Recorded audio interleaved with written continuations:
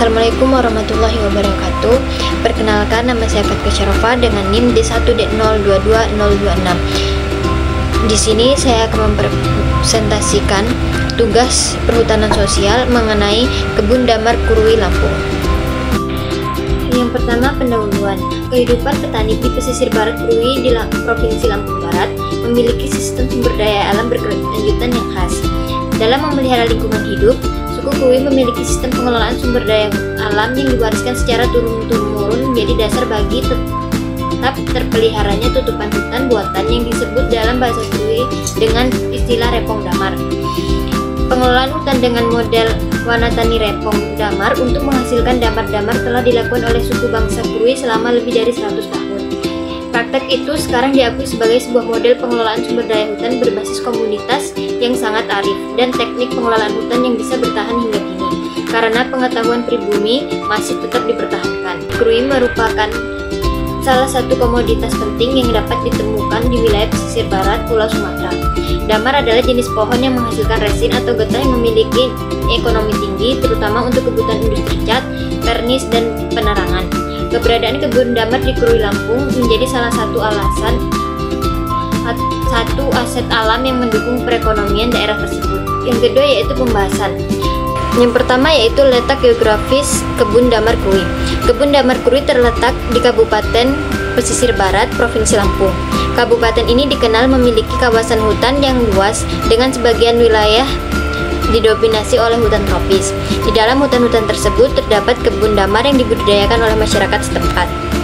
Yang kedua yaitu jenis dan proses produksi damar. Damar yang banyak dibudidayakan di Krui adalah Sorea javanica, jenis pohon damar yang menghasilkan resin atau getah yang digunakan dalam berbagai keperluan industri. Proses pengambilan damar dimulai dengan penorehan kulit pohon untuk mengeluarkan getah damar. Getah ini kemudian dikumpulkan, dibersihkan, dan diproses lebih lanjut menjadi bahan baku yang siap dipasarkan. Yang ketiga yaitu sistem pertanian kebun campuran berkelanjutan. Masyarakat Krui mengelola kebun damar dengan teknologi tradisional yang telah terbukti efektif. Praktik ini meliputi pemilihan lokasi, penanaman, perawatan, dan panen yang dilakukan dengan pertimbangan matang untuk memastikan keberlanjutan produksi dan pelestarian lingkungan. Yang keempat yaitu potensi ekspor dan wisata edukatif. Getah damar mata kucing atau Sorea javanica menjadi komoditas unggulan Lampung Barat. Selain digunakan dalam industri cat, tinta, dan kosmetik, damar juga memiliki potensi sebagai objek wisata edukatif. Optimalisasi kebun damar sebagai destinasi wisata dan dengan meningkatkan pemahaman tentang pentingnya pelestarian hutan dan meningkatkan pendapatan masyarakat melalui ekoindustri. Yang kelima yaitu konservasi dan tantangan. Repong damar berperan sebagai zona penyangga bagi Taman Nasional Bukit Barisan Selatan, mendukung konservasi keanekaragaman hayati. Namun, tantangan seperti alih fungsi lahan dan ancaman terhadap keberlanjutan kebun damar perlu diatasi.